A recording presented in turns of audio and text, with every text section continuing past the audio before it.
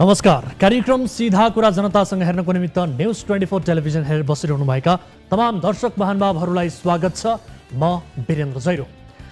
जबरजस्ती MCC table गरिए सत्ता छाड्छौं भन्नेहरू अहिले सत्तामै छन्।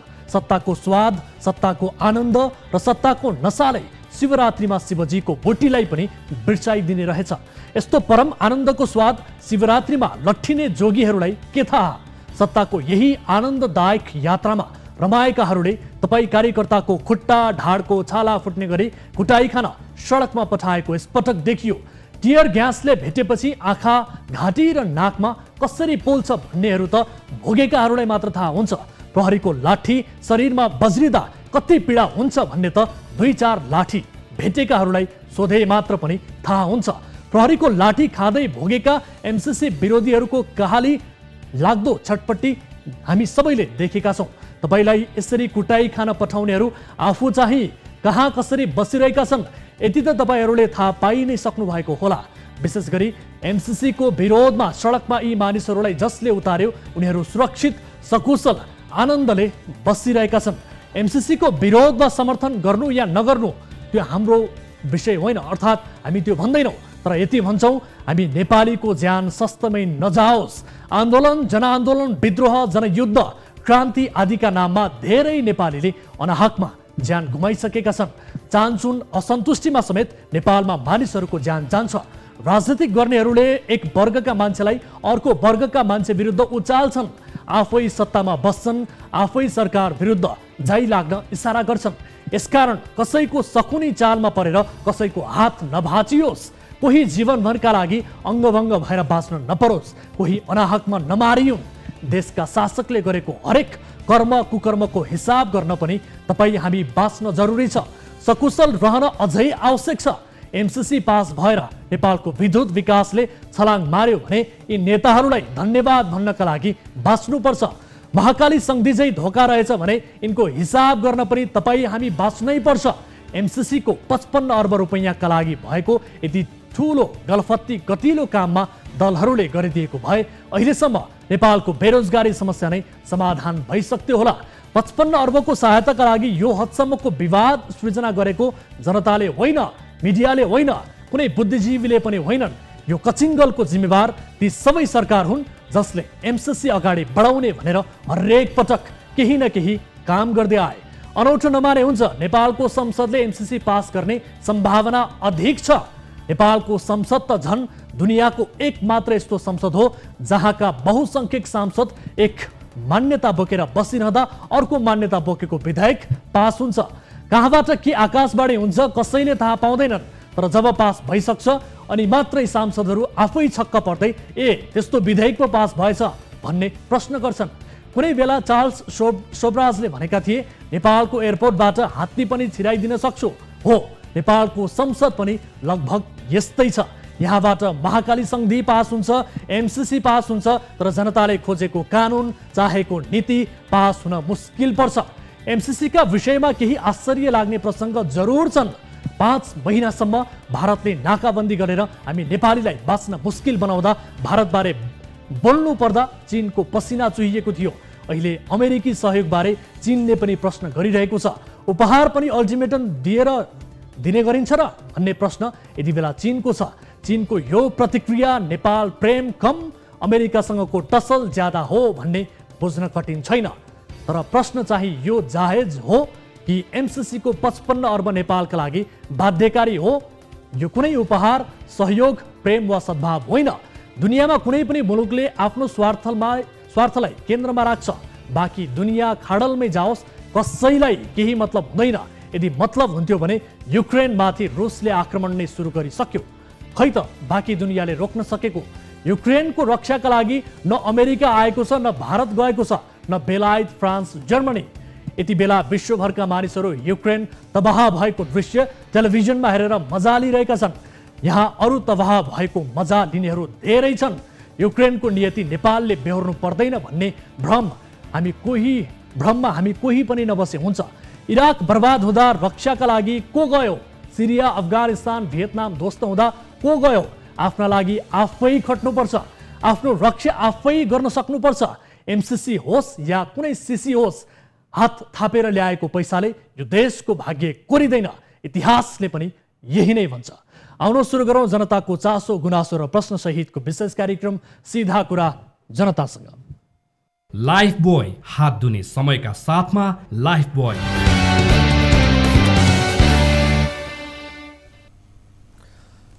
स्वागत छ दर्शक महानुभावहरू, कार्यक्रम सीधा कुरा जनतासँगको नयाँ श्रृङ्खलामा आज पनि हामी विविध विषयसहित कार्यक्रममा उपस्थित भएका छौँ। आम नागरिकसँग प्रत्यक्ष सरोकार राख्ने विषयलाई कार्यक्रममा समावेश गर्दै र राष्ट्रिय चासोका रूपमा रहेका विषयहरूलाई पनि कार्यक्रममा समावेश गर्दै ती विषयहरूबारे थप जानकारी दिने र कुनै पनि विषयको समाधान निकाल्ने प्रारूपको यस कार्यक्रममा आज फेरि राष्ट्रिय चासोका रूपमा रहेको मिलेनियम च्यालेन्ज कर्पोरेसन MCC का विषयमा फलोअप रिपोर्ट हामी प्रस्तुत गर्दैछौँ। यति बेला सडकमा कार्यकर्ताले टाउको फुटाइरहेका छन्, तर संसदमा तिनै कार्यकर्ताका नेताहरू MCC मा छलफल गर्न जुटिरहेका छन्। आज दिनभर पनि काठमाडौँको बानेश्वर क्षेत्र तनावग्रस्त बन्यो।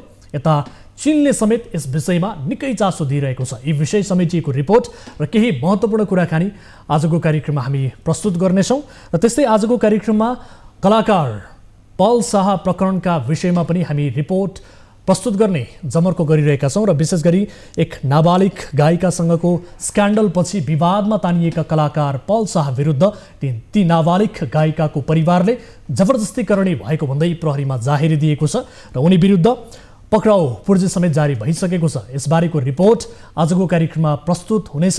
र त्यस्तै अस्पताल जस्तो संवेदनशील क्षेत्र कञ्चनपुरमा दर्ता बिना नै बिना इजाजत सञ्चालन भइरहेको विशेष रिपोर्ट पनि आजको कार्यक्रममा हामी प्रस्तुत गर्नेछौँ।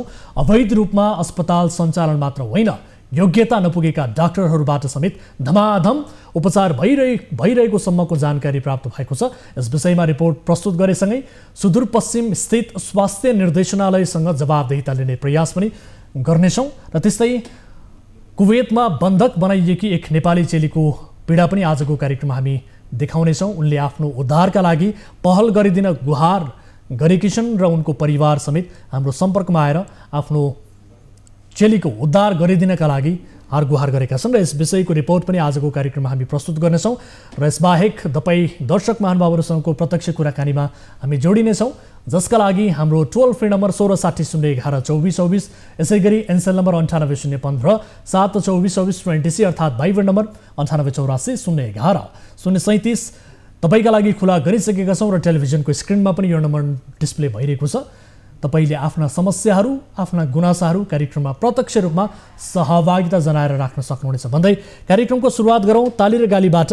यसअघि हामीले सोधेको प्रश्न थियो, ICC T20 विश्वकप छनौटको निर्णायक प्रतिस्पर्धामा नेपाली टोली UAE-सँग पराजित हुनुलाई भाग्यले साथ नदिएको भन्ने मात्रै अर्थ लगाउन मिल्छ भन्नेले तालीमा र मिल्दैन भन्नेले गालीमा भोट गर्नुपर्ने थियो, जसअनुसार 34.0% अर्थात् 144 जनाले तालीमा र 66.0% अर्थात् 270 जनाले गालीमा मत जाहेर गर्नुभएको छ।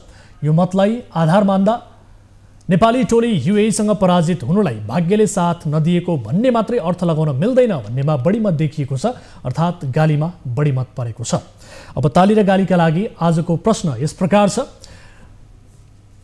नेत्र विक्रम चन्द विप्लव नेतृत्वको नेकपाले राजनीतिको मूल प्रवाहमा आएर पनि मसोदनले व्यक्तिको सम्पत्ति कब्जा गर्ने, भौतिक कारबाही गर्ने जस्ता क्रियाकलाप गर्ने र चन्दा असुली सशक्त बनाउँदै लगिरहेको देखिएको छ। र विशेष गरी छ भन्नेले तालीमा र छैन भन्नेले गालीमा भोट गर्न सक्नुहुनेछ। हाम्रो पात्रोको एप्लिकेसनमा गएर ताली र गालीका लागि भोट गर्न सक्नुहुनेछ र भोटिङ सुरु हुन्छ। अब हामी एउटा रिपोर्ट प्रस्तुत गर्न गइरहेका छौँ। विशेष गरी MCC विरुद्धको आन्दोलन चर्किँदै गएको छ। नेताहरूले सडक तात्ने मात्र होइन, आगो नै बल्ने अभिव्यक्ति दिइरहेका छन्, तर जुनसुकै मूल्य चुकाएर भए पनि सरकार MCC पास गर्ने योजनामा छ। MCC पास नगर्ने मुडमा नेपालका कुनै पनि राजनैतिक दल छैनन्, तर MCC पास पनि होस्, राष्ट्रवादीको मुखुन्डो पनि नउत्रियोस् भन्ने चाहना बढी देखिएको छ। MCC को पक्षमा कांग्रेस, एमाले, माओवादी, समाजवादी, मधेसवादी सबै थिए र छन् पनि, तर अहिले पास गर्ने बेला सकस परिरहेको छ। सडकमा कार्यकर्ताले टाउको फुटाइरहेका छन्। संसदमा तीनै कार्यकर्ताका नेताहरू MCC मा छलफल गर्न जुटिरहेका छन्। सबैभन्दा ठूलो संकट त माओवादी र समाजवादीलाई छ।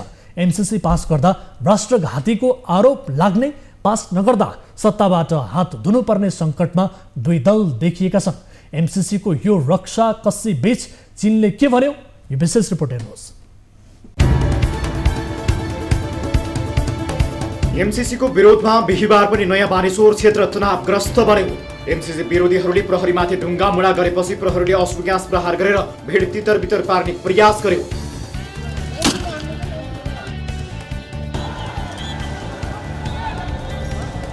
प्रहरी र एमसीसी विरोधीहरू बीचको झडपमा पनि एक व्यक्ति गम्भीर घाइते भएका छन्। नयाँ बानेश्वर स्थित एभरेस्ट अस्पतालमा उपचार हुन नसकेपछि ती घाइतेलाई ट्रामा सेन्टर रिफर गरिएको छ।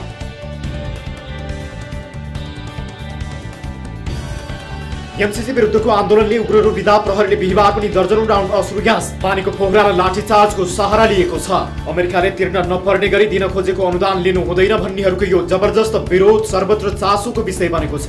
सरकारले दर्ता गरेको एमसीसी सम्बन्धी प्रस्तावमा सत्तारूढ नेकपा माओवादी केन्द्र र नेकपा एकीकृत समाजवादीले मतदान नगर्ने बताइरहँदा अहिले सडकमा मात्रै होइन सरकार र संसदमा पनि तनावको स्थिति छ। माओवादी र समाजवादीका भातृ संगठनहरू एमसीसी विरुद्ध सडकमै उत्रिएका छन् भने रापरपा सहित अन्य स्थानीय राजनैतिक दलहरू पनि सडकमै उत्रिएका छन्।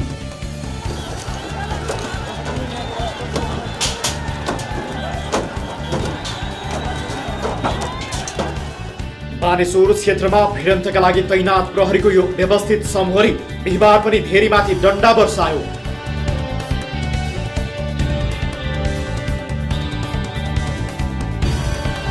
फागुन 8 मा एमसीसी संसदमा पेश भएपछि राजनैतिक रस्ताकसी पनि बढेको छ। एमसीसीले सत्ता गठबन्धनको भविष्य समेत सङ्कटमा पारेको छ। माओवादी र समाजवादीले साथ नदिएमा एमालेसँगको सहकार्य भए पनि एमसीसी पास गर्ने मनस्थितिमा प्रधानमन्त्री शेरबहादुर देउवा छन्। कम्तीमा चुनावसम्मका लागि सत्ताको डुङ्गा छाड्न नचाहेको माओवादी केन्द्र र समाजवादी अहिले चरम दबावमा परेका छन्। एमसीसीको पक्षमा मतदान गर्दा राष्ट्रघाती बनिने चिन्ता, विपक्षमा मतदान गर्दा सत्ताबाट हात धुनुपर्ने व्यवस्थाका कारण यी दुई दल अहिले बढी तनावमा देखिएका छन्। 4 दिन अघिका सिकिस्त बिरामी शर्मा कहाँ छन्? 4 दिन अघि सिकिस्त बिरामी भएको भनेर संसदमा एमसीसी प्रस्तुत गर्न समेत नसकेका जनार्दन शर्मा अहिले निको भयो होलान्। नेकपा माओवादी केन्द्रबाट अर्थमन्त्री बनेका शर्मा खासमा बिरामी नै थिएनन्। एमसीसी प्रस्तुत गर्ने भूमिका निर्वाह गर्दा राष्ट्रघाती देखिने भएका कारण उनले बिरामीको नाटक गरेको बताइन्छ। यदि यस्तो हुँदैन थियो भने 4 दिन अघि संसद आउन नसकेका बिरामी मन्त्री शर्मा यति बेला पर्वतको उद्योग वाणिज्य सङ्घको साधारण सभा उद्घाटन गर्न त्यहाँ पुगेका हुँदैन थिए होलान्। अहिले उनी कुस्मामा सपरिवार जीप फ्लायरमा सैर गरिरहेका छन्। एमसीसीमा चिनिया चासो, एक सातामा 2 प्रतिक्रिया। नेपाल मामिलाबारे धेरै चासो नदिने चीन एमसीसी बारे लगातार बोल्न थालेको छ। चिनिया विदेश मन्त्रालयकी प्रवक्ता वाओ चुनिङले बुधबारको पत्रकार सम्मेलनका क्रममा सोधेकी छिन्, यो मितिसम्म अमेरिकाले दिने उपहार स्वीकार गरिसक्नुपर्छ भनेर अल्टिमेटम दिएर दिन लागि यो कस्तो सहयोग हो? यो अमेरिकाको उपहार हो कि समस्याले भरिएको पाण्डोराको बक्स हो? प्रवक्ता वाओ चुनिङको प्रतिक्रियाबारे चीनकै ग्लोबल टाइम्सको अनलाइन संस्करणले प्रकाशन गरेको समाचार अनुसार अमेरिकाले नेपालमाथि जबरजस्तीवाला कूटनीति अख्तियार गरेको टिप्पणी गरेकी छिन्। अमेरिकाले फेब्रुअरी 28 सम्ममा एमसीसी पास गर्न नेपाली नेताहरूले अल्टिमेटम दिएको खबर लगत्तै चीनले अमेरिकाको यस्तै शैली विरुद्ध टिप्पणी गर्दै आएको छ। यसअघि 18 फेब्रुअरीमा चिनिया विदेश मन्त्रालयका अर्का प्रवक्ता वाङ बिनबिनले पनि चीनले नेपालमा जबरजस्तीवाला कूटनीति अख्तियार गरेको टिप्पणी गरेका थिए। प्रवक्ता बिनबिनले नेपालको विकासमा अन्तर्राष्ट्रिय समुदायले गर्ने सहकार्यले चीनले स्वागत गर्ने तर नेपालमाथि यो वा त्यो सहयोग लिनै पर्छ भनेर गरिने व्यवहारको समर्थन गर्न नसकिने बताएका थिए। यसबीच बिहिबार चिनिया कम्युनिस्ट पार्टी सीसीपीका नेताहरूले नेकपा एमालेका अध्यक्ष केपी ओली र एकीकृत समाजवादीका अध्यक्ष माधव कुमार नेपालसँग भिडियो वार्ता गरेका छन्। वार्तामा भएको चुरो कुरो बाहिर आएको छैन, तर ओलीसँग सीपीसीका विदेश विभाग प्रमुख र नेपालसँग उपप्रमुखले कुराकानी गरेका थिए।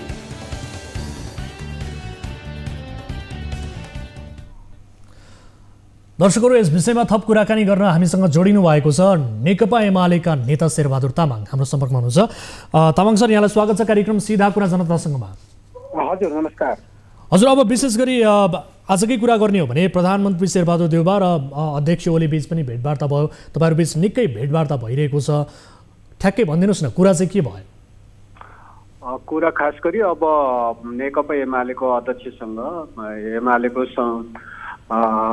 नेताको दलका नेताको कार्यकक्षमै आज प्रधानमन्त्री स्वयं आउनुभयो र वार्ता सम्पन्न भयो। त्यसको लगत्तै फेरि अब सत्तारूढ दलै नेकपा माओवादी केन्द्रका अध्यक्ष प्रचण्ड पनि आउनुभयो र केही नेताहरूसहित पनि आउनुभयो र छुट्टा छुट्टै पनि वार्ता भएको छ, एकदम 1 to 1 पनि वार्ता भएको छ। र मूल कुरा चाहिँ अब नेकपा एमालेसँग जुन ढङ्गले हिजो विगतमा एउटा सत्ता गठबन्धन बनेर अगाडि बढेर एमालेसँग दुश्मनी मोल्दै अगाडि बढ्ने खालको कुरा थियो र त्यो कुरामा अब सम्भव रहेनछ भन्ने कुरामा उहाँहरूमा चेता छ र अहिले प्रस्ताव बोकेर नेकपा एमालेको अध्यक्षसँग आउने परिस्थिति बन्यो। आज दिनभरि जसो हामी संसद भवनमै ती बैठकहरू सम्पन्न भए र अहिले पनि प्रधानमन्त्री र नेकपा एमालेको अध्यक्ष केपी ओलीको बीचमा बालुवाटारमा वार्ता जारी छ।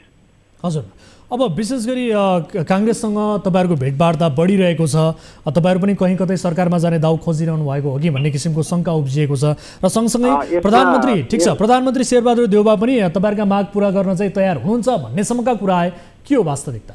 पहिलो कुरा त त्यो शङ्कामा म सबै आम जनतालाई भन्न चाहन्छु, हामी अहिलेको परमादेशी सरकारमा कहीँ कतै सहभागी हुँदैनौँ, यो प्रष्ट छ। हजुर, र हामी अरू राष्ट्रिय मुद्दाहरूमा छलफल गरेर निकास दिएर अगाडि जान तयार छौँ, त्यसकै लागि वार्ताहरू भइरहेको हो र हामी चाहिँ अहिले यो सरकारमा सहभागी हुने एमाले आफै पहिलो दल त छ, त एमाले आफै ठुलो दल छ, त्यसो भएको हुनाले एमाले आफैले नेतृत्व गर्ने कुराको सन्दर्भमा अरू थप छलफल हुन सक्छ, तर अरू कसैको नेतृत्वमा एमाले सरकारमा जाने कुरा यो सम्भवै छैन, यो हुनै सक्दैन। र अरू राष्ट्रिय मुद्दाहरूमा अब छलफल गरेर निकास दिएर जसरी गतिरोध भइरहेको छ सडकमा पनि, अब आम जनता सडकमा पनि आइरहेका छन्, अनि यी सबै विषयहरूमा सम्बोधन गरेर कसरी जान सकिन्छ हो यसको विषयमा पनि हामीहरू छलफल भएको छ। अनि प्रधानमन्त्री शेरबहादुर देउवाले त तपाईँहरूको माग सबै पुरा गर्न तयार छु भन्नेसम्मका कुरा आइरहेका छन्, यो चाहिँ के हो? अब यस्तो विषयहरू त मैले अघि नै भनिहालेँ। आज बानेश्वरमा एमाले दलको नेताको कार्यकक्षमा अब दुवै नेताहरू आउनुभयो नि, प्रस्ताव मैले भनिहालेँ अघि नै, प्रस्ताव लिएर आउनु भएको छ उहाँहरू। अब देउवाजीको पनि आफ्नो प्रस्ताव छ, प्रचण्डजीको पनि आफ्नो प्रस्ताव छ।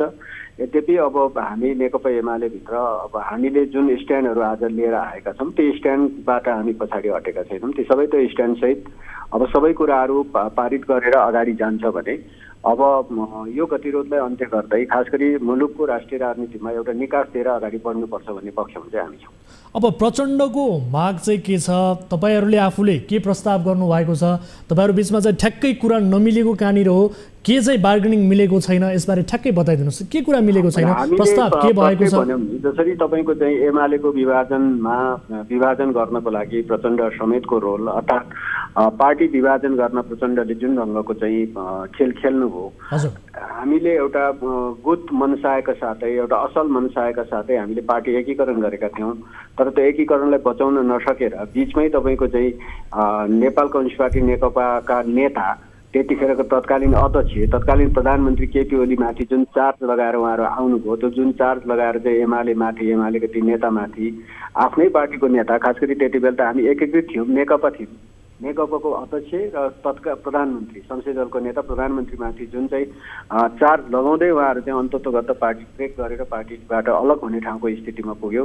र ठिक छ, अदालतबाट एउटा फैसला आएपछि पनि एकीकृत रूपमै रहौँ भनेर हामीले प्रयत्न गर्दा पनि उहाँहरू त्यति बेला आफू फुटेर जाने मात्र होइन, नेकपा एमालेको पनि केही साथीहरूलाई फुटाउनको लागि जुन खालको खेल खेल्नुभयो, यो कुरा त हामीले बिर्सेका छैनौँ, जनताले पनि बिर्सेका छैन। त्यसो भने यस्ता विषयहरूमा पनि छलफल भयो, नभएको होइन। उहाँहरू ती सबै कुराहरूमा हामी माफी माग्न तयार छौँ भन्ने ठाउँ पनि उभिनुभयो र अनि त्यस पछाडि अब कतिपय विषयहरूमा उहाँहरू अहिले नेकपा एमालेका अब अध्यक्षलाई राष्ट्रिय चाहिँ सरकारको नेतृत्व गर्नुपर्छ भन्ने ठाउँसम्म पनि आउनुभयो। तर हामी यी सबै कुराहरूलाई एकाएक चाहिँ हामीले यी सबै हिजो विगतको कुराहरूलाई बिर्सेर भन्दा पनि अब आगामी दिनमा राष्ट्रिय राजनीतिमा यस्तो खालको चाहिँ चलखेल दाउपेच अनि दाउपेचभित्र अब कतिपय राष्ट्रिय इस्युहरूलाई दाउपेचमा हाल्ने, जनतालाई भिडन्त गराउने, मतलब यस्तो खालको चाहिँ जुन परिस्थिति चाहिँ निर्वाह गर्नको लागि, यस्तो परिस्थिति सिर्जना गर्नको लागि ती नेताहरूको जुन भूमिका रह्यो हो त्यो भूमिकाप्रति चाहिँ हाम्रो शङ्का छ। त्यसो भएको हुनाले त्यो शङ्का मेट्नलाई आजको आजै अहिले भर्खरै प्रस्ताव राखेर शङ्का मेटिँदैन, यसको लागि केही समय लाग्छ भन्ने नै हाम्रो कुरा हो। हजुर, अब विशेष गरी एमसिसी पास गर्ने सवालमा चाहिँ तपाईँहरू ठ्याक्कै कहाँ रोकिनु भएको छ भन्ने कुरा चाहिँ फेरि पनि आएन कि कहाँ रोकिनु? होइन, अहिले चाहिँ हामी त अहिले प्रतिपक्षी दल नै हौँ, त्यसो भए पनि सत्ता पक्षको नै भूमिका हुन्छ। एमसिसी पास गर्ने कुरा चाहिँ प्रतिपक्षी दलले भोट हालिदेऊ भनेर हाल्दैन, त्यसो भएको हुनाले एमसीसी पास गर्नु छ भने सत्ता पक्षकै भूमिका हो र नेकपा एमाले सत्ता पक्ष थियो भने के भूमिका खेल्नुपर्छ उसको कुरा हुन्छ हैन। हामी प्रतिपक्ष भएको हुनाले हामीले त प्रश्न भनेका छौँ नि संसद खोल्नु पर्यो, सबभन्दा पहिला संसद खोल्नु पर्यो। हो आज दुईटा नेताहरूसँग छलफल गर्दा पनि हाम्रो पार्टी अध्यक्षले त्यही राख्नुभयो कि संसद खोल्ने कुरामा तपाईँहरूको के छ दृष्टिकोण, किनभने हामीले प्रश्न भन्यौँ नि प्रचण्डसँग बस्दा पनि हामीले प्रश्न भनेका छौँ संसद खोल्नको लागि 14 जना सांसदको कारबाही त सभामुखले टाक्नै पर्छ। सभामुखले अहिले त संसद चलिरहेको अवस्था छ, सुनाउनै पर्छ उहाँले। यदि त्यो सूचना सुनाउनुहुन्न भने पनि यदि त्यो सूचना सुनाउनुहुन्न भने सभामुखले छोड्नु पर्यो, अर्को सभामुख बन्छ। त्यो त प्रश्न कुरा छ नि हाम्रो। यदि यो कुरा प्रश्न भयो, यो कुरा चाहिँ तपाईँको चाहिँ कार्यान्वयन भयो भने संसद खुल्छ। संसद खुले पछाडि एमसीसीको बारेमा एमालेको दृष्टिकोण संसदमा आउँछ। तपाईहरुले त्यो कुरा प्रश्न छ भनिसके पछाडि अदालत चाहिँ किन जानुभयो? अदालतले डिसिजन गर्थ्यो होला नि त यो कुरा। अनि पार्लियामेन्टको विषय अदालतले डिसिजन गर्छ भने पर्खेर बसिरहनु रहँदैन नि त। पार्लियामेन्ट पनि आफ्नो सार्वभौम सत्ता जनताको अधिकार प्रयोग गरेर बसेको ठाउँ होला नि त। त्यसले अदालतले व्याख्याकरण त गरे भइहाल्थ्यो त अदालतले। अब यो 14 सांसदलाई कारबाही गर्ने त्यसो भए अनि सभामुखलाई राजीनामा गराउने तर्फ कुरामा चाहिँ तपाईहरुको पछिल्लो डेभलपमेन्ट चाहिँ के हो? यदि तपाईको चाहिँ यो तर्फ उहाँहरु अगाडि बढ्न सक्नुहुन्न भने उहाँको सभामुखको विषयमा पनि त प्रश्न उठ्छ नि त। जस्तो माओवादीले के कुरामा सहमति हुनु पर्यो भन्दा प्रचण्डजीले हामी त भनेकै छौं 14 जनाको कारबाही सभामुखजीले सूचना दिनु पर्यो, पार्लियामेन्ट चलिरहेको सूचना सुनाउनु पर्यो। 14 जनाको चाहिँ कारबाही चाहिँ उहाँले चाहिँ त्यो वैधानिक चिजलाई उहाँले त्यहाँ सुनाउने बाहेक अर्को विकल्प छैन। यदि उहाँले चाहिँ त्यहाँ सुनाउनुहुन्न भने उहाँले छोड्नु पर्यो। अब काङ्ग्रेससँग चाहिँ वार्तामा पनि त त्यो कुरा त उठ्छ, किनभने 14 जनाको कारबाही त जानु पर्यो। यदि त्यसो हुन्न भने सभामुख चाहिँ अब माओवादीसँग पनि त सभामुखले राजीनामा दिएर अगाडि बढ्नुहोस्, मार्ग प्रशस्त गर्नुहोस्। काङ्ग्रेससँग भन्दा यदि त्यस्तै हो भने सभामुखलाई अब के गर्ने हो त्यो सम्बन्धी पनि त छलफल हुन सक्छ। त्यसैले त्यसपछि संसद खुल्छ। संसद खुलिसके पछाडिको हकमा एमसीसीको बारेमा के हो त दृष्टिकोण एमालेको हामीले संसदमा राख्छौँ भनेकै छौँ। यद्यपि अहिलेसम्म एमाले आफ्नो दृष्टिकोण राखेन भनिरहेको पनि हामीले सुनेका छौँ। हामीले प्रश्न भनेका छौँ हिजो कुनै बेला पार्लियामेन्टमा नेकपा हुँदाखेरि हामीले लगेकै हौँ र त्यति बेला लाँदा पनि हामी संशोधनसहित पारित गर्ने पार्लियामेन्टमा सांसद सदस्यज्यूहरूले संशोधन प्रस्तुत गर्छन् र त्यो संशोधन केही संशोधनहरू एक्सेप्ट गरेर पारित गर्ने तयारीमै थियौँ। अहिले पनि त्यही कुरा हो कि यदि पार्लियामेन्ट खुल्ने स्थिति बन्छ, नेकपा एमाले अब आफैले सरकारको नेतृत्व गर्ने स्थिति बन्छ, त्यो अर्को कुरा हो होइन। यदि तपाईँको चाहिँ पार्लियामेन्ट मात्र खुल्ने स्थिति बन्छ भने पनि हाम्रो संशोधन हामीले संसदमा राख्छौँ र हाम्रो दृष्टिकोण हामीले संसदमा राख्छौँ। हाम्रो दृष्टिकोण प्रस्ताव पक्षले अर्थात् सरकार पक्षले स्वीकार गर्यो भने फेरि पनि प्रतिपक्षी दल हुनुको नाताले हामी भनेकै छौँ हामी मौन बस्दिन सक्छौँ, पक्षमा भोट हाल्न सक्दैनौँ। तर संशोधनै गर्दैन भने जस्ताको तस्तै ल्याउन खोज्छ भने हामी त प्रतिपक्षी दल हुनुको नाताले हामीले प्रतिपक्षमै भोट हाल्नुपर्ने हुन्छ। हामीले नो भोटै तपाईँ चाहिँ भोट चाहिँ एगेन्स्टमै गर्नुपर्ने हुन्छ। त्यसो भएको कारणले यो राष्ट्रिय राजनीतिका कतिपय परिघटनाहरूको चेन्ज हुनको लागि आज जुन ढङ्गले गम्भीर छलफल भएको छ दलहरूको बिचमा, सम्भवतः प्रधानमन्त्री र हाम्रो पार्टी अध्यक्षको बिचमा हुने अहिले चलिरहेको वार्ताबाट पनि केही निष्कर्षहरू निस्किन सक्छ र केही घन्टा अथवा केही दिनभित्रै नेपालको राष्ट्रिय राजनीतिले कुनै न कुनै नयाँ चाहिँ कोल्टे फेर्ने खालको स्थिति चाहिँ बन्दैरहेछ। हजुर, अब विशेष गरी चीनले पनि एकपछि अर्को गर्दै चासो देखाइरहेको स्थिति छ यो विषयमा र सँगसँगै अध्यक्षज्यूसँग विदेश विभाग प्रमुखले भेटघाट गर्नुभएको कुरा पनि छ। के भेट भयो, के कुराकानी भयो यसबारे बताइदिन सक्नुहुन्छ? हामीले के भन्यौँ भने हामीले प्रश्न भनेका छौँ अब हाम्रो चाहिँ सबै पक्ष सबै मित्र राष्ट्रका प्रतिनिधिहरूसँग हाम्रो भेटघाट भइरहेको छ। हामीले प्रश्न भनेका छौँ कि उहाँहरूलाई नेपालको आन्तरिक मामिलामा तपाईँहरूको बिचको चाहिँ जुन दन्त बजान हो यो अन्त्य गर्नुहोस् कि नेपाललाई सहयोग गर्नुपर्छ, निस्वार्थ ढङ्गले आउनुहोस्, सबैजना निस्वार्थ ढङ्गले आउनुहोस्। र यदि तपाईँको चाहिँ हामीले अमेरिकन सहयोग लिन सक्दैन भने चीनका सहयोग चाह्यो, चीनको सहयोग लिँदैन भने अमेरिकन सहयोग चाह्यो। अर्थात् हाम्रा मित्र राष्ट्रहरूले नेपालको चाहिँ विकास समृद्धिमा सहयोग गर्नुहुन्छ भने निस्वार्थ ढङ्गले आउनुहोस् र यो कसैले सहयोग गर्न खोज्दा कसैले चाहिँ अलि शङ्काको घेराले हेर्नुपर्ने, अर्काले सहयोग गर्दा अर्काले शङ्काको घेरा हेर्नुपर्ने। नेपाललाई स्ट्रेटेजिक चाहिँ पोइन्ट अफ भ्यूबाट नहेरियोस् कुनै पनि मुलुक जुनसुकै मुलुकले हेर्दा पनि नेपाललाई एउटा मित्र हो, त्यो मित्रलाई सहयोग गर्नुपर्छ भन्ने ढङ्गले हेर्छ भने हामी त्यो कुरामा स्वीकार गर्छौँ। होइन भने तपाईँहरू चाहिँ एउटा स्ट्रेटेजिक चाहिँ पोइन्ट अफ भ्यूबाट चाहिँ नेपाललाई हेर्ने र त्यो अनुसार नै तपाईँहरूले व्यवहार गर्नुहुन्छ भने हाम्रो चाहिँ असहमति छ भन्ने कुरै हामीले जाहेर गरेका छौँ। ठिक छ, अब अन्तिममा यो बताइदिनुहोस्, केही बेर अघि तपाईँले भन्नुभयो अब 1-2 दिनमा चाहिँ राजनीतिले नयाँ कोल्टे फेर्छ भन्ने जुन तपाईँले प्रसङ्ग उजागर गर्नुभयो, दर्शकहरूलाई अलिकति यो अमूर्त भयो यो सूचना, के भन्न खोज्नु भएको अलिकति स्पष्ट भनिदिनुहोस् त। होइन, अब एकदम घनीभूत छलफलमै छौँ हामी, सबै पार्टी सबै दलका नेताहरू छौँ, 1-to-1 वार्तामा पनि छौँ, सामूहिक वार्तामा पनि छौँ। मैले भनिहालेँ अहिले पनि तपाईँको चाहिँ वार्ता चलिरहेको अवस्था हो। त्यसो भएको हुनाले अब यो सबै चिजबाट हामीले मुलुकको राष्ट्रिय राजनीतिमा जुन गतिरोधको अवस्था सिर्जना भएको छ, यो गतिरोधलाई अन्त्य गरेर एउटा निकास दिएर जानुपर्छ भन्ने ठाउँमा नेकपा एमाले छ र यस्तो कुराहरूमा हामीले सबै राजनीतिक दलहरूसँग वार्ता प्रारम्भ गरेका छौँ र कमसेकम हिजो अस्ति पहिला वार्ता समेत हुन नसक्ने कमसेकम 1 वर्ष भयो प्रचण्डसँग केपी ओलीको वार्ता हुन नसकेको, यसरी तपाईँको चाहिँ खुलेर वार्ता हुन नसकेको त 1 वर्ष बढी भइसकेको थियो नि त।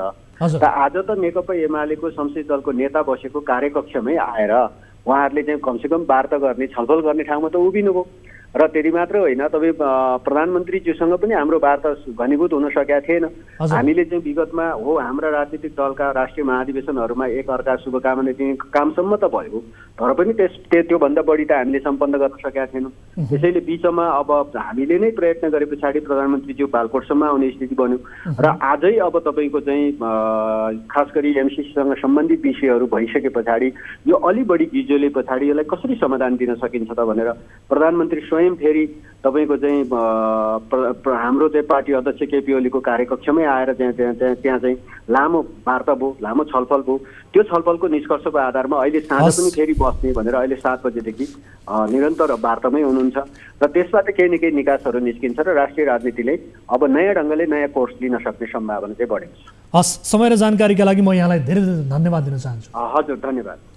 दर्शक महानुभावहरू, हामीले कुराकानी गऱ्यौँ विशेष गरी एमसिसी प्रकरण पछिल्लो समय गिजोलिँदै गएको स्थिति छ र यस विषयमा दलहरू आन्तरिक रूपमा छलफलमा जुटिरहेका छन्। निकै सकस भइरहेको छ यति बेला एमसिसी पास गर्ने अथवा नगर्ने भन्ने विषयमा मतान्तर देखिएको स्थिति छ, सडकमा सङ्घर्ष जारी छ, सदनमा पनि नाराबाजी जारी छ, दलहरू आन्तरिक छलफलमा जुटिरहेका छन्। प्रधानमन्त्री शेरबहादुर देउवा यति बेला नेकपा अध्यक्ष केपी शर्मा ओलीसँग भेटवार्ता गरिरहेको स्थिति छ। कहीँ कतै यो गठबन्धन भत्किन्छ कि भन्ने किसिमको जोखिम समेत यसले पैदा गरिदिएको स्थिति छ। खतरामा छ यति बेला गठबन्धन पनि। यावत विषयहरू छन् र सँगसँगै यससँग जोडिएर चीनले समेत एकपछि अर्को गर्दै चासो व्यक्त गरिरहेको छ र सोही विषयलाई केन्द्रित बनाएर हामीले रिपोर्ट पनि प्रसारण गऱ्यौँ र यस विषयमा कुराकानी पनि गऱ्यौँ र यो विषय हाम्रो निरन्तर रूपमा फलोअपको विषय रहिआएको छ, किनभने राष्ट्रिय चासोका विषय भएका हिसाबले यस विषयलाई हामीले कार्यक्रममा समावेश गरिरहेका छौँ र पछिल्लो समय कसरी यो एमसिसीको प्रकरण विकसित भइरहेको छ यसका घटनाक्रमहरूबारे पनि आम दर्शकहरूलाई जानकारी दिने भरपूर कोसिस हामी गरिरहेका छौँ भन्दै अब अर्को विषयतर्फ यहाँको ध्यान आकर्षण गराउन चाहन्छु। कञ्चनपुरमा त्यस्ता धेरै स्वास्थ्य संस्था छन् जो बिना इजाजत सञ्चालन भइरहेका छन्। यस्तो अवस्था अहिलेको होइन, वर्षौँदेखि विद्यमान छ। बिना इजाजत सञ्चालन भएका संस्थाहरू बन्द गर्नुपर्ने भूमिकामा रहेका स्वास्थ्य कार्यालयका प्रमुख नै भनिरहेका छन् यस्ता संस्थाहरू चाँडै दर्ता हुनेछन् भन्ने आशा छ। दुनियाँमा कतै नभएको जात्रा र नेपालमै नभएको जात्रा चाहिँ अहिले कञ्चनपुरमा देखिएको छ। कञ्चनपुरबाट टिभी जर्नलिस्ट सुरेश भट्टले पठाएको यो रिपोर्ट हेर्नुहोस्। कञ्चनपुरमा दर्जनौं अस्पताल अवैध रूपमा सञ्चालन भइरहेको पाइएको छ। अस्पताल सम्बन्धित स्थानीय तह र स्वास्थ्य कार्यालयमा दर्ता हुनुपर्ने हो, तर कञ्चनपुरका दर्जनौं अस्पताल र पोलिक्लिनिकहरू वर्षौंदेखि दर्ता बिना नै सञ्चालन भइरहेका छन्। कञ्चनपुरमा टीएनसी अस्पताल, भरोसा केयर प्रणाली, alive polyclinic, Belauri polyclinic, new Sai Panchakoshi dental clinic, life care pathology, Chhalari polyclinic, Smriti health care लगायतका दर्जनौं अस्पतालहरू बिना दर्ता नै सञ्चालनमा आइरहेका छन्। त्यति मात्रै होइन, शुक्लाफाटामा रहेको टीएनसी अस्पतालले योग्यता नभएका डाक्टरलाई काममा राखेको समेत पाइएको छ। अस्पतालहरूले विभिन्न बहाना बनाउँदै दर्ता प्रक्रिया लम्बिएको जवाफ दिने गरेका छन्। उनीहरूले कहिले कोरोनालाई त कहिले विज्ञचुली नआएका कारण दर्ता नगरेको जस्ता बनावटी जवाफ दिने गरेका छन्। हामी चाहिँ हस्पिटल भर्खर सुरुवात गरिरहँदा सुरुवातकै क्रममा चाहिँ हाम्रो कोरोनाको माहौल सुरु भयो। कोरोनाको माहौल सुरु भइसकेपछि हाम्रो जिल्लाले जो क्राइटेरिया छ 25 बेडको लागि चाहिँ जो क्राइटेरियाहरू चाहिन्छ त्यो हामीले फुलफिल गरिरहँदा तपाईको चाहिँ ठ्याक्क कोरोनाको माहौल सुरु भयो। सुरु भइसकेपछि उहाँहरू चाहिँ जिल्लाबाट पनि अब आउन भ्याउनु भएन। आउन नभ्याइसकेपछि चाहिँ अलिकति ढिलो हुन गएको हो। अब मलाई लाग्छ हामीले चाहिँ एकदम टचमा छौँ, उहाँहरूसँग एकदम रिक्वेस्ट गरिरहेको छौँ छिटोभन्दा छिटो गर्नु पऱ्यो भनेको। उहाँहरू चाहिँ समिति बनाइसक्नु भएको छ, केही दिनमा चाहिँ आउनुहुन्छ र यो प्रक्रिया चाहिँ टुङ्गिन्छ भनेर भन्नुभएको छ। यता स्वास्थ्य कार्यालय कञ्चनपुरले अस्पतालको कागजी प्रक्रिया नपुगेको बताएको छ। स्वास्थ्य कार्यालय प्रमुख शिवराज सुनार अवैध अस्पतालको बचाउमा प्रस्तुत भए। अहिले प्रक्रिया पूरा नभए पनि चाँडै प्रक्रिया पूरा गरेर यी अस्पतालहरू दर्ता हुने विश्वास सुनारले व्यक्त गरे। केहीको फाइलहरू जस्तो सञ्चालन गर्ने क्रममा चाहिँ इजाजत पत्र लिने क्रममा हामी कहाँ फाइलहरू आएको छ, हाम्रो अधिकार क्षेत्रभित्र पर्ने फाइलहरूलाई हामीले त्यसमा आवश्यक कारबाहीहरू अगाडि बढाउँदैछौँ। कसैको बढिसक्यो, कसैको चाहिँ अन प्रोसेसमा छ भने कुनै चाहिँ हाम्रो जस्तो पालिकाले गर्नुपर्ने फाइलहरू पनि हामी कहाँ आइपुगेको छ भने त्यसको विषयमा पनि हामी छलफल गरेर त्यसलाई अगाडि कसरी बढाउने भन्ने विषयमा चाहिँ अन प्रोसेसमै रहेको कुरा चाहिँ छ।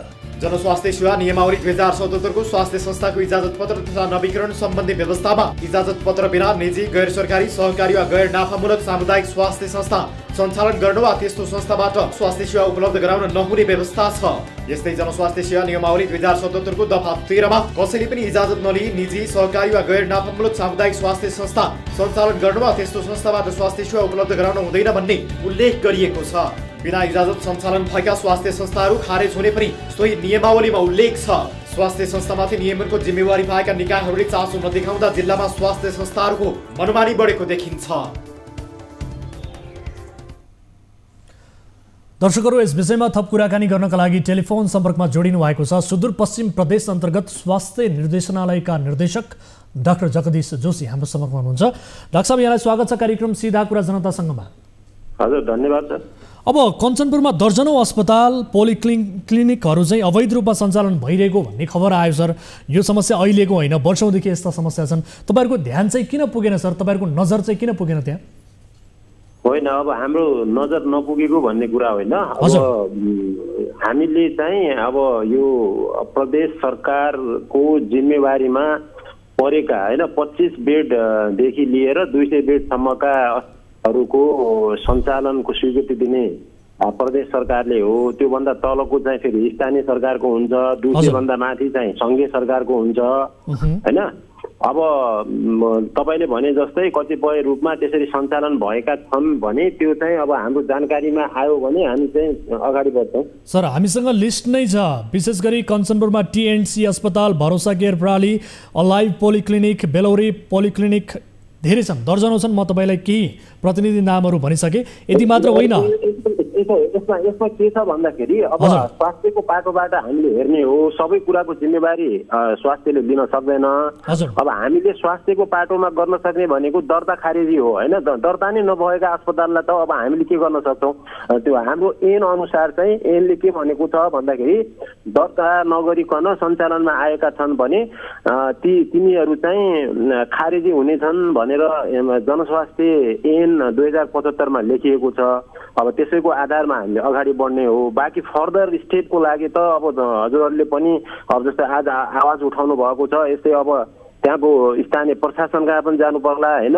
तिनीहरूलाई खबर गर्नु पर्यो नि, स्थानीय तहसँग समन्वय गर्नु पर्यो, प्रहरीलाई खबर गर्नु पर्यो। यसरी दर्ता बिना नै त्यहाँ सञ्चालन भइरहेको छ अस्पताल जस्तो संवेदनशील क्षेत्र भनेपछि तपाईँको जिम्मेवारी रहँदैछ। सुन्नुहोस् न, त्यसको लागि त अब मैले पदभार ग्रहण गरेको चाहिँ 1 महिना मात्रै भएको छ र अब हाम्रो सूचनामा आउनु पर्यो, उजुरी आउनु पर्यो, अनि अगाडि जानुपर्ने हुन्छ होइन। त्यसैले अब हाम्रो अनुगमनमा दर्ता नभएको भेटिएको तपाईँहरूको अनुगमन चाहिँ हुँदैन होइन? होइन, हाम्रो अनुगमन हुन्छ नि, अनुगमन हुन्छ। अब त्यो कञ्चनपुरको जिल्ला स्वास्थ्यले अनुगमन गर्ने पाउँछ, हेर्नुहोस् होइन। अब उहाँहरूको मैले कुरा बुझ्नुपर्ने हुन्छ, डिटेलमा मैले सबै कुरा मैले भनिसकेँ। म आएको 1 महिना मात्रै भएको छ, सबै कुरा मलाई थाहा हुने कुरा पनि हुँदैन। अब तपाईँले थाहा छैन भन्नुभयो, जानकारी पाएन भन्नुभयो। अब मिडियामा आइसके पछाडि हामीले तपाईँले जानकारी गराएका छौँ। अब तपाईँहरूले तत्काल एक्सन लिन सक्नुहुन्छ, अनुगमन गर्न सक्नुहुन्छ, समन्वय गर्नुपर्ने ठाउँमा समन्वय गर्न सक्नुहुन्छ। यसको समाधान हुन्छ कि हुँदैन मलाई बताइदिनुहोस् त सर। हुन्छ सर, अब मैले अघि नै भनिसकेँ, हामीले गर्न सक्ने कुराहरू स्वास्थ्यको पाटोबाट जस्तो अनुगमन तपाईँले भन्नुभयो हामी त्यो गर्छौँ। अनुगमन गरेर दर्ता नभएका कुनै पनि अस्पतालहरू छन् भने उनीहरूलाई चाहिँ खारेजीको लागि चाहिँ हामी प्रक्रिया अगाडि बढ्छौँ र बाँकी कुराहरू गर्ने भनेको चाहिँ निकायहरू अरू छन् होइन। हामीले गर्न सक्ने यति नै हो। अनुगमन हाम्रो भइ नै राखेको छ होला। स्वास्थ्य कार्यालयसँग मैले बुझ्नुपर्छ त्यहाँ कति लिस्टमा के अरे दर्ताको लागि चाहिँ प्रक्रियाको लागि चाहिँ त्यहाँ प्राप्त भएका छन् अरे। त्यो प्रक्रियामा अब के भइराखेको छ त्यो मैले बुझ्नुपर्ने हुन्छ। तर अब पक्कै पनि तपाईँले यो यस्तो नेसनल न्युजमा यी कुराहरू आइसकेपछि यसको सत्य तथ्य के छ र भन्नको लागि चाहिँ हामीले अगाडि चाहिँ जान्छौँ नि। सर यति मात्र होइन, म तपाईँलाई जानकारी गराउँ, हामीलाई प्राप्त भएको रिपोर्ट अनुसार त्यहाँ केही डाक्टरहरू समेत विशेष गरी योग्यता नपुगेका डाक्टरहरू धमाधम उपचारमा संलग्न छन् भन्नेसम्मको जानकारी आएको छ। तपाईँलाई यदि यसको डिटेल्स चाहिन्छ भने हामी हाम्रो रिपोर्ट तपाईँलाई सेन्ड गरिदिन सक्छौँ र तपाईँले त्यसअनुसार पनि आफ्नो कारबाही प्रक्रिया अगाडि बढाउनु होला।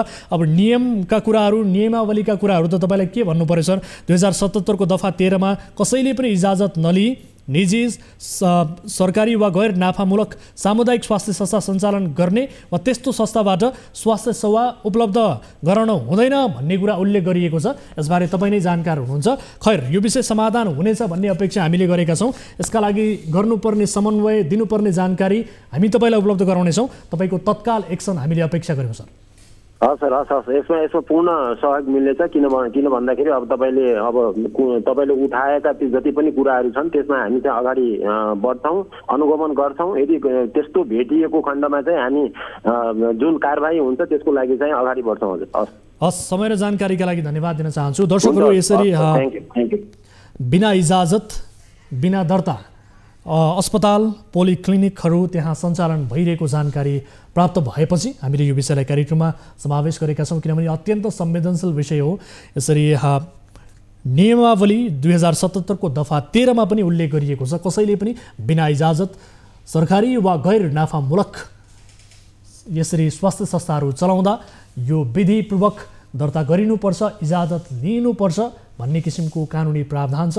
तर यो प्रावधानलाई त्यहाँ पुरा गरिएको छैन। दर्जनौँ अस्पतालहरूले त्यहाँ इजाजत लिएका छैनन्, बिना दर्ता खुल्याम रूपमा सञ्चालन भइरहेका छन्, तर पनि राज्यको नजर त्यो क्षेत्रमा पुग्न सकेको छैन। सोही कारण पनि प्रदेश सरकारलाई ढकढक्याउन हामीले यो विषयलाई कार्यक्रममा समावेश गरेका छौँ। आशा छ यो विषयको समाधान निस्कनेछ र यी सबै अस्पतालहरू दर्ता हुनेछन् र नियमावलीभित्र रहेर सञ्चालन हुनेछन् भन्ने अपेक्षा हामीले गरेका छौँ। र यति भन्दै यहाँ कार्यक्रममा अन्य विषयहरू पनि बाँकी नै छन्। विशेष गरी नायक पल शाहको प्रकरणको विशेष रिपोर्ट र थप कुराकानी ब्रेक पछाडि हामी प्रस्तुत गर्नेछौँ। कहीँ कतै नजानुहोला। यहाँहरू हेरिरहनु भएको छ कार्यक्रम सीधा कुरा जनतासँग, मात्र न्युज 24 टेलिभिजनमा। लाइफ बोय, हात धुने समयका साथमा लाइफ बोय।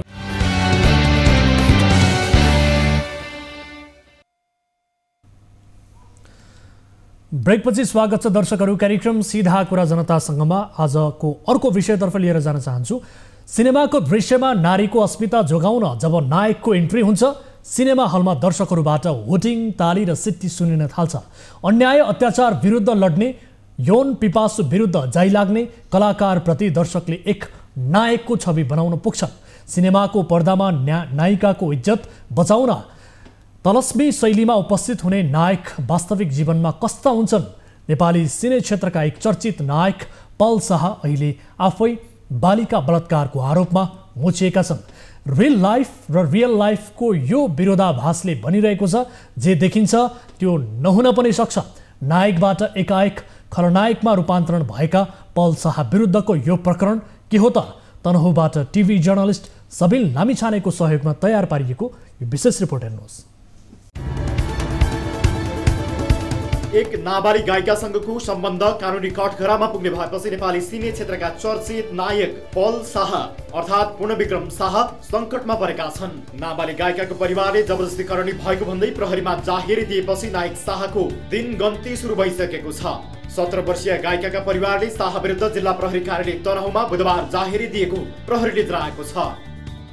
हिजो 2078 फागुन 11 गते पूर्णविक्रम शाह दाङ जिल्लाको रामपुर निवासी पल शाह भनेर चिनिने पूर्णविक्रम शाहको विरुद्ध जाहेर दर्ता भएको छ।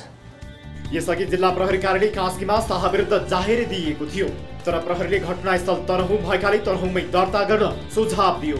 एक म्युजिक भिडियोको सुटिङका सिलसिलामा तनहु गएको बेला शाहले फकाएर जबरजस्ती करणी गरेको अभियोग शाहमाथि छ। अहिलेसम्म नियन्त्रण हुनुहुन्न। अनुसन्धान भनेपछि अब पक्राउ लगायत थप हामीले जुन कानुनी प्रक्रियाहरू पुरा गरेर कोर्टसम्म पुर्याउनु पर्ने हुन्छ, त्यो चाहिँ हामीले सुरुवात गरिसकेका छौँ।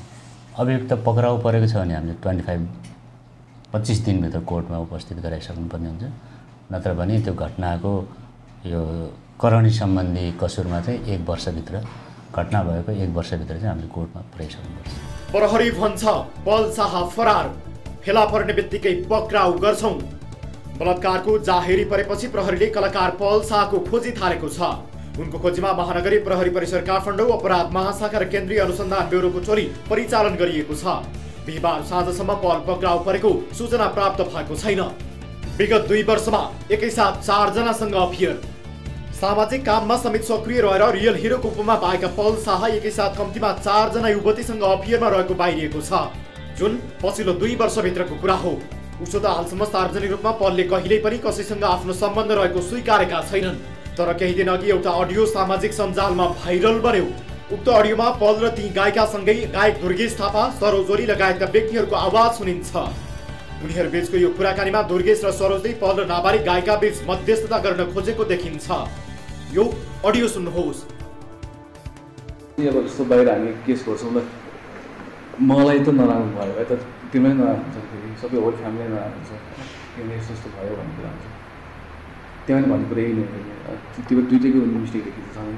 त्यही भएर जे नहुन्थ्यो भयो कि हुन्छ, हामी नजिक भेटै नहुनु पर्ने थिएछ रहेछ कि हामी कहाँसँग। उसले यति ट्रु लभ, यति डिपी लभ गर्ने रहेछ। तर त्यही त मैले चाहिँ उसले इग्नोर गरेको छैन अहिलेसम्म। मैले नराम्रो विषयमा नराम्रो मैले त पनि बोलाएको होइन, होइन तिमीले नराम्रो केही पनि बोलाएको छैन। त्यही भएर अब कसरी अब समाज भने हामी त सल्लाहमा एकदमै त्यस्तो दिमागै हामी चाहिँ त्यो नबिगारिकन हामी चाहिँ हामीसँग छ भनेपछि त त्यस्तो नराम्रो केही पनि भएको छैन। के भन्दा यसमा चाहिँ अब यसमा मेरो गल्ती छ भने म सरी भन्छु, गरेर माफ माग्छु। तिमीले अब जिन्दगीभर तिमीले हामीसँगै नै हुन्छौ, तिमीले माया गर्छौ, माया गरेर मान्छे तिमी। पल शाहको काउन्टर अडियो भन्छन् म माथि षड्यन्त्र भयो। यता अभिनेता पल शाहले ती गायिकालाई प्रयोग गरेर आफूलाई नियोजित ढङ्गले फसाउन खोजेको भन्दै उनी निकट मानिएका गायक दुर्गेश थापा, सरोज ओली, कृष्ण जोशी र सम्राट चौलागाईले समेत मुसेका छन्। पलले आफ्नो फेसबुक मार्फत उनीहरूको अडियो रेकर्ड समेत सार्वजनिक गरिदिएका छन्। अडियोमा दुर्गेश सहितै गायिकालाई पल विरुद्ध उक्साएको सुन्न सकिन्छ। यो अर्को अडियो रेकर्ड सुन्नुहोस्। मलाई अहिले एकदमै गाह्रो भएको छ हैन, युज गर्यो नि त्यो मलाई त्यति गरेर तिमीलाई त्यति गर्यो कस्तो मान्छेलाई यो पलजी सबैको मुखमा अनि यो नि भन्छु भन उसले बोलेको कुरा हो नि त। ठिक छ, यो भन्न बित्तिकै उसले चाहिँ यस्तो सेक्सुअल लिनु तर इन्फर्मेसन आउँदैन कि फेरि आउँदैन कि रिप्लाई गर्दैन नि त। अरु नभन नि त, अहिले यो सम्बन्ध मात्र हो भन्नु भनेपछि हैन उसले पठाउँछ अनि त्यसपछि ठिक छ। यसो यति चाहिँ भन्नुपर्छ। ठिक छ, तपाईँ मलाई होइन सुन मैले जे अनि पहिला भनेको हजुरको जिया हुँदा हुँदै यस्तो यस्तो नगरौँ। सुन तपाईँले अरू कुरा मान्छ, तपाईँले मलाई यति त भन्न पायो। सुन मलाई अहिले एकदम हैन भन्दिम के सुन मलाई एकदम गाह्रो भएको छ, तपाईँले मलाई सुनिहाल्नुपर्छ भनेर भन। त्यति मलाई गाह्रो छ नभन दिपलाई दाइले तपाईँ हेर्दिनु त मलाई लाग्दैन यस्तो भएको छ कति पागल उसको अगाडि भन ए यस्तो भन्नु न त के रे फेरि म मिन्स पनि भएको छैन भन्नु पल्जी के भएको छ बरु तै सबै क्यान्सल गरिदिनु। पल्जी मलाई त यस्तो यस्तो भयो, मलाई पेट दुख्न थाल्यो, मिन्स पनि भएन, हाम्रो के भयो अरू केही नभए। कानुनले भन्छ पीडितको तर्फबाट जाहेरी परेपछि उम्किन असम्भव। कानुन अनुसार बलात्कारमा परेको 1 वर्षभित्र उजुरी दिइसक्नुपर्छ। आरोप प्रमाणित भए 8 देखि 12 वर्षसम्म जेल सजाय र पीडितका लागि क्षतिपूर्ति भराउने फैसला अदालतले गर्न सक्छ। नाबालिगसँग सहमतिमै शारीरिक सम्बन्ध भए पनि त्यो बलात्कार नै ठहर्छ। पीडितले आफू हिंसामा परे भन्ने महसुस नगरे पनि बलात्कार मानिने कानुनका कारण नायक पल शाह जोगिने सम्भावना निकै कम छ। पल शाह प्रकरणमा केही मिडियाले आचार संहिताको खिल्ली उडाए। पल शाह प्रकरणमा केही अनलाइन मिडियाले पत्रकारिताको न्यूनतम मापदण्ड समेत भुलेका छन्। यो हिंसा पीडित नाबालिकाको 3 पुस्ते सार्वजनिक गरेर व्यावसायिक भनिएका केही मिडियाले पत्रकारिताको आचार संहिताको खिल्ली उडाए। अरू त अरू प्रहरी कहाँ दर्ता भएको जाहेरी समेत जस्ताको तस्तै प्रकाशन समेत गरिदिएका छन्। नायक शाहले बालिका विरुद्ध हिंसा गरेको प्रमाणित हुन केही समय लाग्ला, तर केही मिडिया र सामाजिक सञ्जाल प्रयोगकर्ताहरूले पीडितको परिवार विरुद्ध खुल्लमखुल्ला हिंसा मच्चाइदिए। पीडित बालिका आम रूपमा परिचित हुन्, तर पनि उनी हिंसामा परेको विषय बाहिर आएपछि उनको गोपनीयताको संरक्षण गर्न धेरैले चासो नै देखाएनन्। गम्भीर अपराधका आरोपीलाई सान्त्वना। नायक पल शाह विरुद्धको यो अभियोग किनारा नलाग्दासम्म उनी गम्भीर अपराधका आरोपी हुन्। उनीमाथि बालिका बलात्कारको आरोप लागेको छ। यस्तो जघन्य अपराधको आरोप लाग्दा फिल्म नायिका करिश्मा मानन्दर, गायिका सुनिता दुलाल, नायिका पूजा शर्मा लगायत महिलाहरू समेत बालिकाको पक्षमा उभिन सकेनन्। उनीहरूले पललाई बेसरङ, गड ब्लेस यु जस्ता कमेन्टमा सान्त्वना दिएका छन्। बालिकामाथिको यो हदको अपराध भएको विषय बाहिर आउँदा मिठो अभियानको पक्षपाती नायिकाहरूले निष्पक्ष छानबिन हुनुपर्छ सम्म भन्न सकेनन्।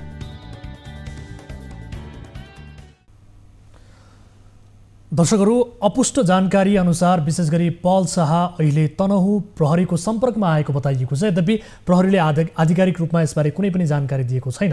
तर कानुन अनुसार अब यो प्रकरण कसरी अघि बढ्छ त, यस विषयमा थप कुराकानी गर्नका लागि हामीसँग टेलिफोन सम्पर्कमा जोडिनु भएको छ अधिवक्ता शिवराज काफ्ले, जो जिल्ला अदालत तनहुमा कार्यरत समेत हुनुहुन्छ। उहाँसँग कुराकानी गरौँ। अधिवक्ताज्यू, यहाँलाई स्वागत छ कार्यक्रम सीधा कुरा जनतासँगमा। धन्यवाद हजुर। धन्यवाद हजुर। अब बालिका बलात्कारको जाहेरी दर्ता भइसकेपछि अब नायक पल शाह विरुद्धको कारबाही प्रक्रिया कसरी अगाडि बढ्छ, पक्राउ परिसकेपछिको घटनाक्रमहरू के हुन्छ, यसबारे जानकारी गराइदिनुहोस् न। यसमा हजुर अब जाहेरी परिसकेपछि हजुरको सबभन्दा पहिला उहाँहरूले चाहिँ अदालतबाट उहाँलाई पक्राउ पूर्जी जारी गर्ने अनुमति लिनुपर्छ। हजुर। मलाई आशा लाग्छ उहाँहरूले हिजो नै पक्राउ पूर्जी जारी गर्ने अनुमति लिइसक्नुभयो होला। अब यसपछि उहाँले पक्राउ पूर्जी दिनुहुन्छ। त्यसपछि अब हिरासतमा राख्ने क्रिया हुन्छ भने त्यसपछि अब घटना विवरण कागज तयार गर्ने क्रम हुन्छ, यो अनुसन्धानकै क्रममा हुन्छ। त्यसपछि अब यो कानुनी प्रक्रिया अनुसार खानतलासी, अब त्यसपछि घटनास्थल बुचुल्का र शारीरिक परीक्षण समेत भएर अब अभियोग हुन्छ। अब अभियोग त कसरी हुन्छ, के हुन्छ भन्ने कुरो त भोलि अनुसन्धानले भन्ने कुरा हामीले केही भन्न मिल्दैन त्यो विषयमा। त्यसपछि गएर अब अभियोग पत्र तयार भइसकेपछि तपाईँको अदालतमा फुलचेक र त्यसमा चाहिँ धरोहर तथा जमानत सम्बन्धी चाहिँ यो जुन फौजदारी कार्यविधि संहिता 2074 को दफा 67 को प्रयोजनको लागि यसरी प्रक्रिया जान्छ। अब यसमा अनुसन्धानले अब कसरी हो के हो भनेको चाहिँ अनुसन्धानको विषय हजुर यसमा। हजुर। अब विशेष गरी बलात्कार हालसालै भएको त होइन, तर अहिले मेडिकल जाँच गरिएको छ। पल शाहले बालिकालाई चाहिँ बलात्कार गरेको हो भन्ने प्रमाण चाहिँ के हुन सक्छ त यस्तो अवस्थामा? होइन, अब यो त अनुसन्धानको विषय, हामीले त्यस विषयमा के भन्न सक्ने कुरो चाहिँ हुँदैन। अनुसन्धानले जे देखाउँछ त्यही हो, अनुसन्धानको विषय हो। हामीले यो विषयमा केही बोल्न चाहिँ मिल्दैन। अब प्रेग्नेन्ट भयो विवाह गर्ने भन्नेसम्मको अडियोहरू चाहिँ पल शाहको छ। यदि यही अडियो नै काफी छ भन्नेहरू पनि छन् नि, यही अडियो नै प्रमाणका लागि काफी छ बारेमा यस्तो भनेर चाहिँ भन्न मिल्दैन। त्यसलाई प्रमाणको रूपमा लियो भने चाहिँ हुन्छ, भोलि प्रमाणको रूपमा लिएला नलिएला छुट्टै कुरा हो, त्यो अनुसन्धानको कुरा हो। भनेपछि यो अदालतले यो अडियोलाई मान्यता दिँदैन भन्ने पनि सुनिन्छ, त्यसो हो? अब त्यो विषयमा हामीले अलिकति भन्न मिल्दैन, किनभने के कुरालाई लिने के कुरा नलिने भनेको चाहिँ अदालतको आफ्नो भरपरी कुराहरू हो। त्यो कसरी उहाँहरूले पेश गर्नुहुन्छ त्यो त्यसमा भरपरी कुराहरू हुन्छ। त्यसो भए अब यो बलात्कार अभियोग प्रमाणित गर्न पीडितको बयान नै काफी हुन्छ कि अथवा अरू केही प्रमाण पनि चाहिन्छ तपाईँको अनुभवले? होइन, अब यस्तो हजुरको अब मुख्य रूपमा त डायरीलाई नै सबैभन्दा ठुलो चाहिँ प्रमाणको रूपमा लिइन्छ, त्यसमा नि पीडितले लिइन्छ। तर त्यसलाई पुष्टि गर्ने अरू आधारहरू त हजुरको अब चाहिँ डाक्टरको स्वास्थ्य परीक्षणको रिपोर्टलाई पनि लिइन्छ भने त्यहाँको अरू घटनाहरू जस्तो अब घटना विवरणमा अब कागज गर्ने मान्छेहरू प्रमाण रूपमा अनि घटनास्थलको बारेमा, अनि मुख्य चाहिँ त्यसमा चाहिँ शारीरिक परीक्षण र अनि त्यहाँदेखि हजुरको यो जाहेरी दरखास्तलाई नै मुख्य प्रमाणको रूपमा लिइन्छ। त्यसपछि गएर चाहिँ अब पीडितको बयान, त्यसपछि गएर मौकामा कागज गर्ने मान्छेहरूको बयानलाई पनि मुख्य प्रमाणको रूपमा चाहिँ लिइन्छ। हजुर। अब पीडितले जाहेरी फिर्ता लिएमा वा उनी निष्क्रिय भएर अदालतमा चाहिँ बयान दिन पनि नगएमा यो मुद्दा प्रभावित हुन सक्छ कि हुँदैन? त्यो चाहिँ सम्भव हुन सक्छ। कतिपय अवस्थामा के भन्दाखेरि अब हुन त यो फौजदारी मुद्दामा चाहिँ अब कसैलाई पहिला चाहिँ गुजुरी दिइसकेपछि आफूले त्यो गर्न नसक्ने अवस्थाले गर्ने भने त्यो अवस्थामा उसको चाहिँ आफ्नो एउटा इज्जतमा चाहिँ माथि चाहिँ आज आएको भनेर चाहिँ उल्टो कारबाही पनि हुन सक्ने अवस्था हुन्छ। त्यो कुरो चाहिँ अब उसको भरपरी कुरा हो। जाहेरवालाले कसरी अगाडि जान्छ र अनुसन्धानको प्रक्रिया कसरी बढ्छ अनुसन्धानले बताउने कुरा हो यसलाई। ठिक छ। अब अन्तिममा यो बताइदिनुहोस्, जस्तो अब तपाईँको अनुभवले पनि के भन्छ होइन, यसबारे पनि बताइदिनुहोस्। बलात्कार विरुद्धको यस्तो केसमा चाहिँ आरोपी पूर्वपक्षका लागि थुनामा जाने सम्भावना कति हुन्छ? मलाई जहाँसम्म लाग्छ अब यो पीडितको उमेर अवस्था र अनि त्यसपछि गएर तपाईँको अब यहाँ के छ भने कानुनले नै स्पष्ट रूपमा के चाहिँ भनेको छ भने तपाईँको 16 वर्ष वा 16 वर्षभन्दा बढी 18 वर्षभन्दा कम उमेरको महिला भए 10 देखि 12 वर्षसम्म थुनामा राख्ने भन्ने चाहिँ कानुनले नै स्पष्ट रूपमा व्यवस्था गरेको छ। अब यसमा एकदमै विशेष गरी त्यो पीडित महिलाको उमेरलाई एकदमै महत्त्वपूर्ण रूपमा लिइन्छ, किनभने 18 वर्षभन्दा कम उमेरको रहेछ भने त्यो अवस्था। अनि अर्को कुरो के हुन्छ भने हजुरको त्यो थुनछेक प्रयोजनमा र अनि त्यो मुद्दा चलाउने क्रममा चाहिँ अब यो केसको गम्भीरतालाई हेरिन्छ मुख्य रूपबाट, किनभने हाम्रो समाज अलिकति बालिकाहरू बढी असुरक्षित भएको, धेरै चाहिँ पीडित भएको चाहिँ हाम्रो समाजको अवस्था छ। यो अवस्थामा विधायिकाले पनि यसैलाई नै नजर गरेर अब यसलाई अलिकति गम्भीर किसिमको चाहिँ कानुनको रूपमा लिएको छ। अब अगाडिपट्टि अब चाहिँ अनुसन्धानले कस्तो किसिमले जान्छ त्यो हेर्नुपर्ने हुन्छ। हजुर, अब यो पल शाह यति बेला फरार छन् भन्नेसम्मको कुराहरू पनि आइरहेको छ, भागेर साध्य लाग्ने कुरा हो र यो? होइन, त्यो चाहिँ किनभने कानुनमा चाहिँ त कसैले पनि त्यसरी भागेर जाने भन्ने कुरो चाहिँ हुँदैन। उहाँले चाहिँ फेस गर्नै पर्ने हुन्छ। उहाँको विरुद्धमा चाहिँ जारी परेको हो भने उहाँले फेस त गर्नै पर्छ, किनभने त्यो कानुनको उसमा चाहिँ त कोही अगाडि पछाडि कोही धनी गरिब भन्ने कुरो होइन। कानुनमा चाहिँ सबै बराबर नै हुन्छ, त्यसमा त उहाँले चाहिँ फेस गर्नै पर्ने हुन्छ। सफाइ लिएर पऱ्यो नि उहाँले त्यसबाट। हस्, समय र जानकारीका लागि धन्यवाद दिन चाहन्छु म यहाँलाई। हजुर, धन्यवाद हजुरलाई पनि। दर्शक महानुभावहरू, यस विषयमा तपाईँहरूले धेरै जानकारी पाइ नै सक्नु भएको छ। यद्यपि अबको प्रक्रिया के हुन्छ, कानुनतः यो प्रकरण कसरी चाहिँ अगाडि बढ्छ भन्ने विषयमा दर्शकहरूलाई जानकारी गराउनका लागि यो विषय हामीले कार्यक्रममा समावेश गरेका हौँ। यसका विभिन्न पाटोहरूका विषयमा दर्शकहरूले विभिन्न माध्यमबाट जानकारी पाइसक्नु भएको छ। निकै चर्चामा छ यो विषय यति बेला। सोही कारण पनि अबको यो प्रकरण कसरी अगाडि बढ्छ, कानुनतः यो प्रकरणले कस्तो मोड लिन्छ भन्ने विषयमा जानकारी दिनका लागि अनुभवी अधिवक्ताको तर्फबाट उहाँका केही विचारहरू, केही अनुभवहरू यहाँहरू समक्ष प्रस्तुत गरेका छौँ र यो विषय फलोअपको विषय पक्कै पनि रहनेछ, किनभने यस घटनाले कसरी अगाडि मोड लिन्छ भन्ने विषयमा दर्शकहरूलाई जानकारी हामी गराउनेछौँ र विभिन्न माध्यमबाट तपाईँले जानकारी पक्कै पनि पाइ नै हाल्नुहुनेछ। यद्यपि हामीलाई जानकारी प्राप्त भएअनुसार नायक पल शाह अहिले तनहु प्रहरीको सम्पर्कमा आएका छन् भन्नेसम्मको जानकारी छ, तर यो अपुष्ट जानकारी हो। यद्यपि प्रहरीले आधिकारिक रूपमा जानकारी दिएको छैन। यो विषयलाई अहिले यही थाती राखौँ। यसका अन्य विविध पाटोमा निकै चर्चा बहसहरू यति बेला भइ नै रहेको छ सामाजिक सञ्जालमा, जसलाई तपाईँले प्रत्यक्ष रूपमा हेरि पनि रहनु भएको छ र विश्लेषण पनि गरि नै रहनु भएको छ। यद्यपि हाम्रो कन्सर्न भनेको अब यो प्रकरणले कसरी अगाडि मोड लिन्छ र यो प्रकरण कसरी कानुनतः अगाडि बढ्छ भन्ने हो र यस विषयमा हामीले दर्शकहरूलाई जानकारी गराइसकेका छौँ भन्दै अर्को विषयतर्फ यहाँको ध्यान आकर्षण यति बेला म गराउन चाहन्छु। एक नेपाली चेली महिनौदेखि कुवेतमा बन्धक भएकी छिन्। साउदी नागरिकले घरेलु कामदारको रूपमा राखेको भनिए पनि उनी बन्धनमा परेकी छिन्। यो बन्धन 7 वर्षदेखिको हो। दाङकी शारदा विकलाई साउदीका नागरिकले कुवेतमा बधुवा मजदुर झै व्यवहार गरिरहेका छन्। 24 घण्टामा यी चेलीले 20 घण्टासम्म त काम नै गर्नुपर्छ। यो दुरावस्था कसरी निम्तियो, यो विशेष रिपोर्ट हेर्नुहोस्।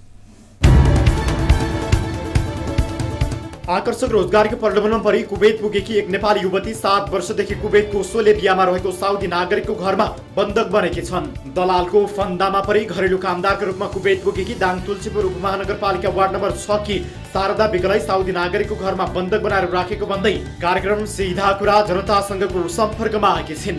उनले आफू लुकेर भिडियो बनाएर हामीलाई पठाएकी छिन्।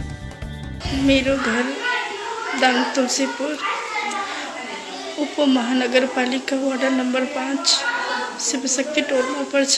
शारदाका अनुसार करार अवधि 2 वर्षको भए पनि 7 वर्ष बितिसक्दा पनि मालिकले घर फर्कन नदिएर घरमै बन्धक बनाएर राखेको छ। त्यहाँ उनले खाना बनाउने, बालबच्चा हेर्नेदेखि घरको सबै काममा हरेक दिन 20 देखि 22 घण्टासम्म खट्नुपर्छ। त्यसमाथि 7 वर्षदेखि काम गरे पनि अहिलेसम्म करिब 3 वर्ष 6 महिनाको मात्र पारिश्रमिक पाएको उनको गुनासो छ। म अहिले कुवेतमा छु, 7 वर्ष भयो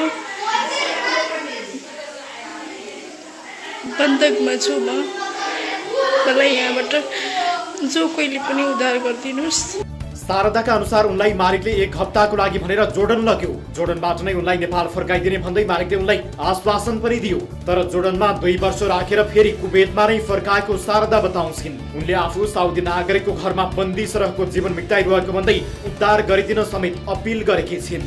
शोभा खड्का नाम गरेकी एजेन्टले उनलाई कुवेत पुर्याएको खुलेको छ। तर शोभा खड्का हाल नेपालमै भए तापनि उनी सम्पर्कमा आएकी छैनन्। हामीले उनलाई सम्पर्क गर्न खोज्दा मोबाइल नम्बर स्विच अफ गरेको पाइयो।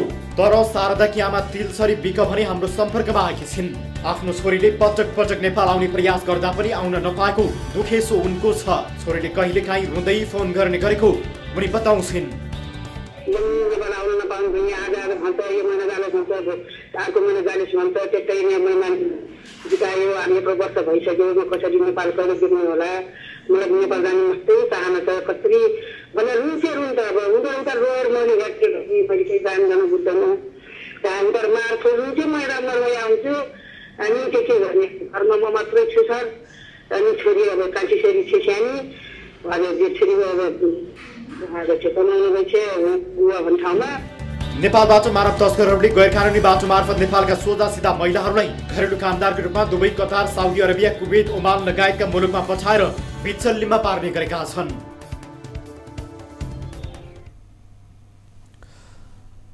दर्शकहरू, शारदा विकलाई कुवेतमा पुर्याउने एजेन्ट अर्थात् दलाल शोभा खड्कालाई हामीले दिनभर हाम्रो टिमले टेलिफोन सम्पर्क गर्ने प्रयास गर्यो, तर सम्पर्क हुन सकेको छैन। यद्यपि उनको परिवारले पनि हाम्रो सम्पर्कमा आएर आफ्नो छोरीको उद्धार गरिदिनका लागि गुहार गरेको छ र हामीले उनको उद्धारका लागि विशेष गरी कुवेतमा रहनुभएका विभिन्न सङ्घ संस्थाहरूसँग समन्वय गरि नै रहेका छौँ। उहाँहरूसँग सम्पर्क गरेर शारदा विकलाई नेपाल फर्काउने कोसिसमा हाम्रो टिम लागि परेको छ। हामीले काम सुरु गरिसकेका छौँ भन्दै यस विषयको फलोअप हामी आगामी कार्यक्रममा दर्शकहरूलाई देखाउनेछौँ र उनको उद्धारका लागि हरसम्भव आफ्नो तर्फबाट प्रयास गर्नेछौँ। एक चेलीले उद्धारका लागि गुहार मागेकी छिन्। विदेशी भूमिमा 7 वर्षदेखि बन्धकमा रहेकी दाङकी शारदा विक आफ्नो उद्धारका लागि हारगुहार गरिरहेकी छन्। उनलाई मद्दत गर्ने कोसिस हाम्रो टिमले गर्नेछ भन्दै आजका लागि यिनै विषयहरू प्रस्तुत गर्दा गर्दै कार्यक्रम सीधा कुरा जनतासँगको निर्धारित समय सकिएको छ। कुनै आपद विपदमा पर्नु भएको छ भने तपाईँले हामीलाई देश विदेश जहाँ जस्तो सुकै अवस्थामा हुनुहुन्छ, अन्यायमा पर्नु भएको छ, पीडामा पर्नु भएको छ, कुनै पनि समस्या पर्नु भएको छ भने तपाईँले हाम्रो टोल फ्री नम्बर 1660112424, एनसेल नम्बर 9801572424 र एनटिसी अर्थात् भाइबर नम्बर 9884011037 मा 24 घण्टा हाम्रो 24 हेल्प डेस्कमा सम्पर्क गर्न सक्नुहुनेछ। आफ्ना समस्याहरू सुनाउनुहोला। तपाईँका समस्या सुन्ने मात्र होइन, त्यसको समाधान निकाल्ने कोसिस हाम्रो टिमले हरसम्भव प्रयास गर्नेछ भन्दै आजका लागि कार्यक्रम सीधा कुरा जनतासँगबाट म वीरेन्द्र जैरू बिदा हुन्छु। नमस्कार।